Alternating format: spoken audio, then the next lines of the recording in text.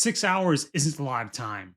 It's two-thirds of a workday, it's a turn of civilization, it's time spent creating a Baldur's Gate 3 character, but everyone is losing their minds about this 6 hour Netflix exclusivity window. They're calling it a paywall, they're calling it peak rockstar arrogance, but they're missing the one detail in the announcement that's actually interesting.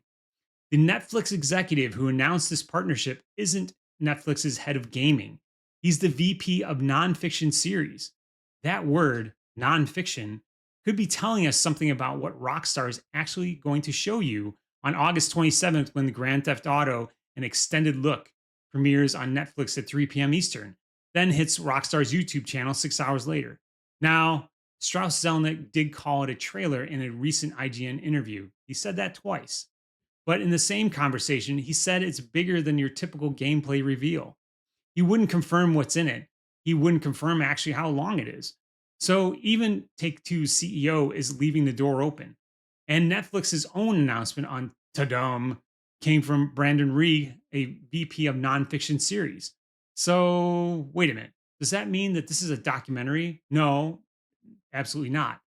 According to Google, Netflix executives work across content categories, and neither Netflix or Rockstar has publicly used the word documentary. But I wanted to get that thought out there. And as someone who spent years working on producing games, that's not a clue I wanted to completely ignore. Because there's a big difference between a game trailer and a documentary style production. They're made differently, they involve different types of people, and they require different footage. And if Netflix's nonfiction team is actually involved with producing this thing, that could tell us something about what Rockstar is actually preparing to show us. So let's take a bit and see what that could possibly mean. And I already know what some of you are thinking. Great. So we're getting a 20-minute documentary and no gameplay. Hold on there, partner. Remember trailer 2? Rockstar described it as a combination of gameplay and cutscenes. There's no reason an extended documentary style presentation couldn't do exactly the same thing. Instead of showing you gameplay, Rockstar could put that gameplay inside of a larger story. For example, you could see a developer explaining a system, and then you see that system working in game. You could see some motion capture footage, and then you actually see the finished animation. You would possibly see an early version of Vice City in a really early development build, and then you see what that same area looks like today. That gameplay is being shown with some context. And for what it's worth, that's much more interesting to me because we've already seen Rockstar's ability to make a trailer look incredible. What we haven't seen is Rockstar actually showing us how they actually built the game. And that's what I find this reveal, if they provide it, is much more interesting. If Rockstar is actually opening the doors to show how they made this game, that's a decision that's actually made at the executive level. And that's a thing that most people aren't talking about. And I've been on the other side of this decision. Every studio I've worked at, including Epic during Fortnite and Gears, and with Boss Key on Lawbreakers, we've had filmings for behind the scenes featurettes. And before that crew comes to the building, we need to prep the studio because cameras inside of a game studio are definitely trouble. There's code sitting on monitors. QA could be possibly playing a development build that has features in it that nobody knows about. There are whiteboards covered in scrawl from coders and schedules and Jira bugs that nobody should be seeing outside whoever's in the building at the current time with the team.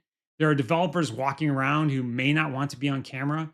There are legal concerns and security risks, and there's potential spoilers everywhere if the camera turns at the right angle. A documentary crew just doesn't walk into the studio and start filming. Someone has to decide what they can see, where they can go, who they can talk to, what can be shown, and what gets cut completely. That's months of planning for something that doesn't actually help you ship the game. So if Rockstar has decided to allow that access, even in a highly controlled way, that's pretty interesting.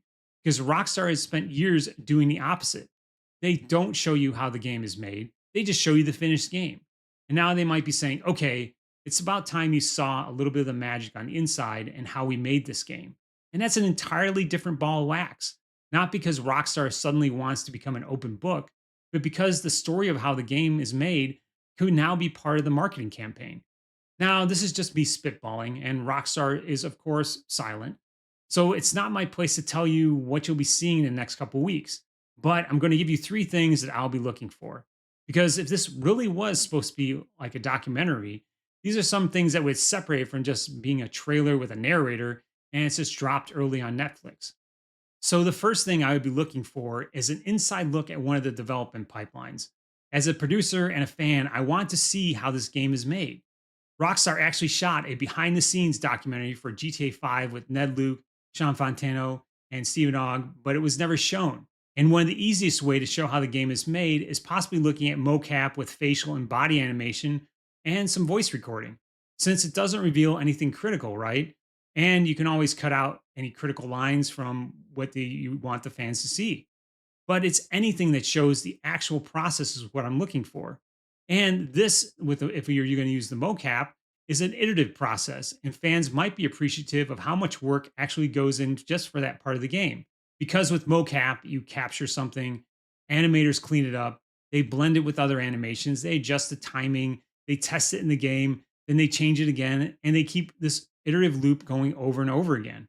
And former Rockstar animator Mike York has already talked publicly about how much handwork goes into the animation we've seen. So if Rockstar shows us even a small piece of that pipeline, I'd be sitting up and paying attention because that's real production footage and not some back of the box sales copy. The second thing I'd be looking for is the stuff that got cut.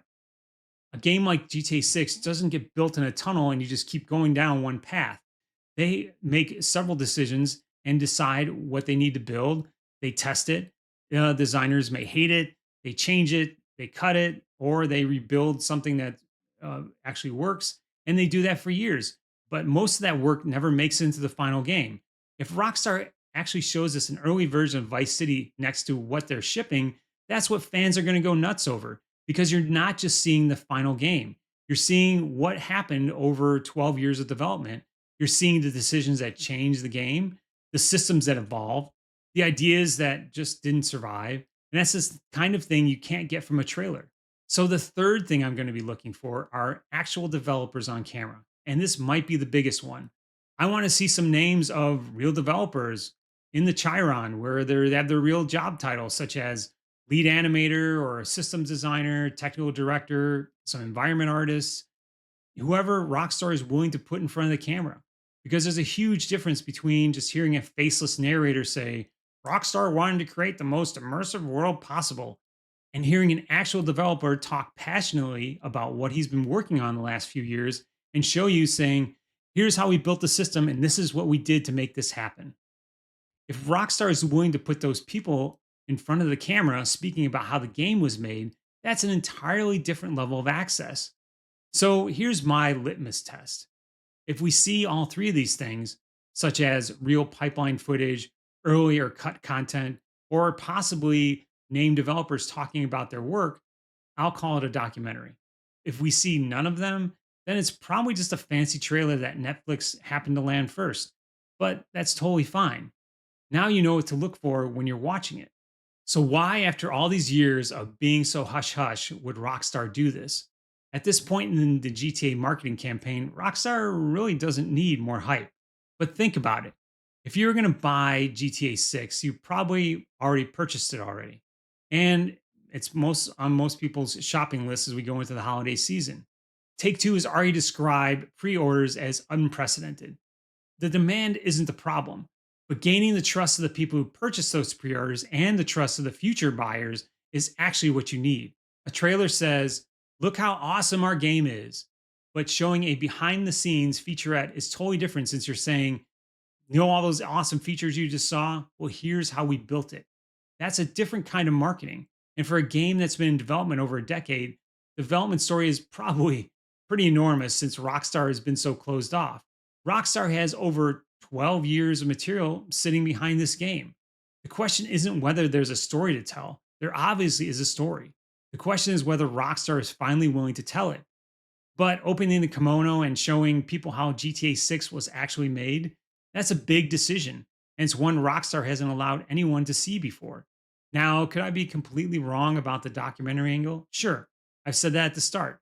But I think this is something that is worth watching because Rockstar may allow this angle just to twist the one knob that turns this marketing campaign up to 11. So here's what I want you to do. When the extended look drops on August 27th, come back to this video and let's see how many of these things actually show up. Did we get some pipeline footage? Did we get early or cut content? Did actual Rockstar developers get on camera? Because if we get all three things, we're just not watching another GTA 6 trailer. They're giving us something that Rockstar has never given us before. I look behind the curtain, and honestly, that's the part I'm most interested in. Thanks for watching, and I'll see you in the next one.